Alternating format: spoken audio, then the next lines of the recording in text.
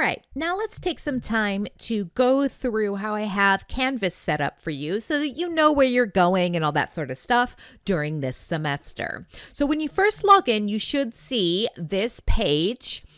This is the landing page. You've got some links over on the side here, some links over on the right, and you have your main page.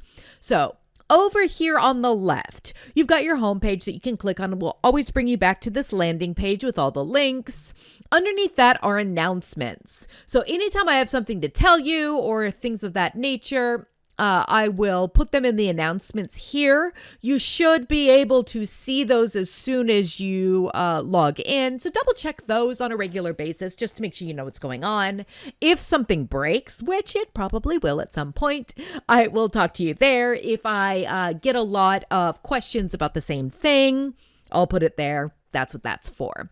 The next list is the modules. So this is one of many ways you can get to the modules. The modules down here are how I have all of the lessons and your exams and everything set up. So you can click here and see a full running list of the modules here, and you can get to them that way, or you can go down and click on these fancy icons. Either way, we'll go over those in a minute. Up next are your grades. So these grades will be added as you finish your assignments and all that sort of stuff. So this will allow you to keep track of how you're doing in the course. You can see what each assignment is worth over on the side, and you can see what you got over here. So it goes on there. If it says 0, either it's an ungraded assignment or it's extra credit. So like this is the extra credit volunteer hours. So that goes over here. So you have all of that there for you. So you can see what's coming up and the total number of points you have earned, all that. Okay. Now the next link are your assignments. So if you are wondering what assignments to do or what you need to do, I have them all just listed right here for you so that you can take them. And then finally, you have your syllabus. So this is, again, one of several ways to get to your syllabus. Okay, now over on the right here are several other things. This is the course stream. So this will give you any recent messages or things like that that need to go there. Then we've got the course calendar. So this should populate with when things are due. And then the course notifications. So if you want to get notifications for this course, so when I say put up an announcement or something changes or whatever else, turn those on. If you are getting too many, you can turn that off right here. Okay, so you can do that now because I'm looking at it through the student view. It's not letting me turn it off because I'm the actual teacher. Okay, then you've got your to-do list. Now this to-do list is or should upload with or should populate with new announcements. It should populate with assignments that are coming up, and you can delete things as you read them and as you imbibe that information. So that's how these side columns are set up. Now on to this main page. So I've got 4 big links to pages up at the top here. This is all information that you're going to need on a regular basis. So at the top here are 4 major links on information that you're going to need on a regular basis. This is the second way you can get to the syllabus. You click here and you've got your same syllabus information. You can download the syllabus and all that there. Okay, next is academic resources. So these academic resources are things that you might need during the semester. Right at the top, we've got the veterinary entomology textbook, like you've seen or will see in the textbook lesson. I've got my contact information here, so you can open that and fill out the contact form that goes there. And then finally, the frequently asked questions page. So we'll go over the frequently asked question page in a little bit in a more depth so you can see all the different facts that you might have this semester. Now, underneath this, I've got information on Canvas. So Canvas might be new to some of you who've never used this learning management system before. I know it's new to a lot of professors, so keep that in mind. Things will break at some point or another. That's just the nature of working with a platform and with a whole bunch of students trying to use the same platform at the same time. So I've tried to give you as many links and things as possible to help you get through when things actually do break. So we've got some Canvas overviews, how to work the calendar, a little bit about your student app. The student app is actually pretty powerful. So if you have a tablet or a phone or something like that, get the Canvas app because it'll be really useful. You can set up your own user settings and profile and notification preferences here. And then we have information about your grades and assignments, etc. down here. Finally, when something does break or your computer isn't working well or something like that, I've got links here to the help desk. So there will be a point where if something's going wrong, I will send you to Help Desk Central here. And when I say go contact IT or go contact the help desk, this is what I mean. So I wanted this right on the front page so you can get to it really, really easily. There's a direct link to chat and the frequently asked questions and various other documentation here. I've also got, the link to their email address and their direct phone number. And then finally at the bottom here's just a whole bunch of resources for students in general. So your undergraduate studies link, OGAPS, the library, anything you could possibly need, hopefully, is all right here. Then I've got university resources. So this again has another link to Help Desk Central. You'll notice that I try to duplicate links over and over again throughout the class. I try to make it as easy as possible for you to find things so that you can, when you need something, especially in the midst of the semester, when stress levels are off the charts, things like that, you can get in here whatever way you think you should be getting in here. You can find it.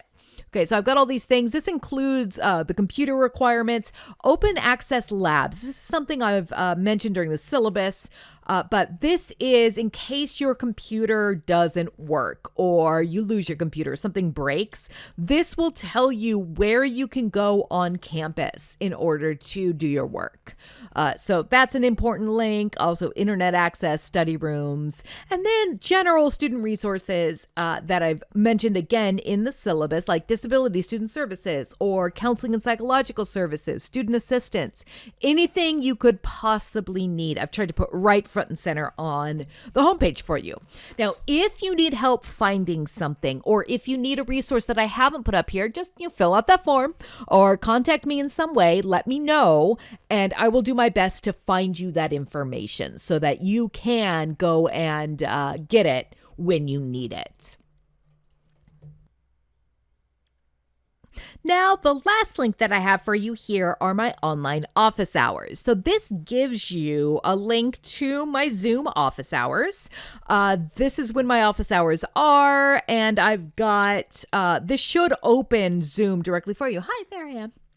Okay, so this way, you can just drop into my office hours whenever you need to speak with me. I also have my contact form right here. This will send you to the official contact form. Now, I have mentioned this a few times, but instead of having you directly email me, I'm having you fill out this form. This is because I have TAs and other people helping me make sure that you get the information you need right away. My inbox can be completely overwhelming, and you'll see this on the frequently asked questions and when I talk about email and all that, but I have over 6,000 emails in my inbox right now, and this is before classes have started, so that's an issue.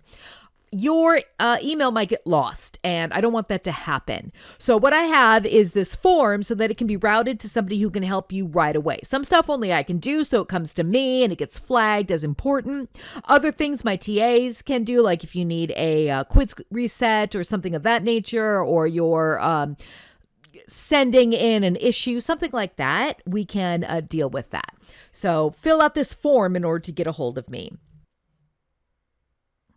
Finally, I have this link here so you can get to know me a little bit. This is because you're going to be listening to me talk in your ear for the whole semester, and I want you to be able to put a face with a name. So here I am in Ecuador, but this is simply a little link. Now, if you can't see this, this is shared from Google. And so you'll just simply need to authorize that Google can come through there for you. It's basically asking you to log in. So if you see that, just authorize it. But it's a simple slideshow, basically. You can click around and get to know me a little bit on here, a little bit about me. All right. So those are the links at the top. Then when you scroll down, you've got your modules. So you found your module here. This is the introduction. Now, the way I have the modules set up is it'll start with a landing page that looks like this. That'll tell you what's going on in class or in that module. Then I will link to all the videos. I'll link to any notes that you need, any PDFs, anything of that nature, one by one. So you can just click next and go through those, or click on the links as they're available throughout the module. So you're going through the introductory module here. Module 1 looks a lot like that. So, it says module 1. It'll tell you what it's about. Okay. Then I've got the PDFs of all the PowerPoints that I have for you. So I want you to be able to focus on what I'm saying and my explanations and the information that you need in order to understand the information or understand the concept. So you can download all these PDFs. Anything that is on a slide during my lessons, I've given to you. So don't frantically write down words or phrases or things like that are on the slides. Instead, focus on what I am saying. So you have those here. You have all the PDFs. Use those as your notes, and then you can use those during the quizzes and exams as well. And then you'll click next and go through the lessons video by video. Got several. You'll notice that I have these lessons set up in about 15 to 20 minute increments. So they're short enough that you can watch them pretty quickly. You can watch them on a regular basis or in your breaks from work or in between classes or whatever else. So you don't have to sit down for 3 hours and really listen to me talk at you. There's 1 or 2 videos that are a little bit longer, but I try to keep them pretty low. Now these are the quizzes. When you open up the quizzes, each module will end with a quiz. Then it'll give you the information here with the due dates and the point values and the time limit and how many attempts you have, and then any instructions. You click take the quiz, you'll be good to go. Then when you click next, it'll take you to the next module. So you can just work your way through that. So you can click on the modules here, do what you will throughout. Then at the bottom here, I've got a few more things. I've got these error reporting forms and other communication. So again, here's my link to contact me to fill out this form. This is the textbook error report form. So this is one of your first chances, should we say, for extra credit. You get half a point for every mistake you find in the textbook. And then the incorrect quiz or exam question. This is if for some reason I've coded something wrong or I've spelled something wrong for you and you end up getting marked wrong because of it. I want to make sure that you're not punished if I made a mistake. So let me know as soon as possible and we'll make sure that you get your points as soon as possible on those quizzes and exams. So you can report that just directly from the front page. The next link is the podcast. So I've talked about this a little bit, but this podcast is one of your major assignments this semester. You will be going through and creating a podcast. I've got the podcast stream in case you want to hear what people have done in the past. I've got an overview of the assignment here for you. I've got each assignment up. I've got all these links to help you record your podcast and do what you want. I've got a couple of videos on how to do it. As I find more information or as I find stuff that might help you, I'll put it on this links page. I've got the frequently asked questions for the podcast here. And then I've got the assignments. So you can have all the information up at the top there. Okay. Up next, I got all the extra credit assignments here for you. And so as I get more and more extra credit opportunities, I will add them here. But this is where we're at right now with your extra credit assignments. If you need a little bit of extra credit, here are 3 ways you can get extra credit right now. So go and double check that. Now I have the extra credit here and available simply because sometimes you don't do well on a quiz, or you've just had a bad day and didn't answer some of the exam questions right. And that I understand. So I'm offering you enough extra credit to take care of one of those things this semester. Or if you're right on the cusp of a higher grade, you have a B plus and you want an A, you can go in here and do this extra credit. I would highly recommend doing the extra credit no matter what, simply because you want to err on the side of caution, I guess. Okay, so all of that is there. Finally, the last link I have on the front page for you is this frequently asked questions board. So this facts board is where I list all of the things that students have asked in the past, or common issues or mistakes or whatever else. When I find that there's something going wrong with a quiz or an exam or something of that nature, I will put it here. If somebody asks me a question more than once, or I get more than one student asking the same question, I will answer it here on the frequently asked questions board. So I have a whole video going through the facts as they stand now, but you can click on any one of these links, or you can just click next and page through each one of these pages. All right, so that's the basics of the Canvas tour. Hopefully, you'll be able to click around, learn where everything is at, and have a very successful semester. Let me know if you have any questions.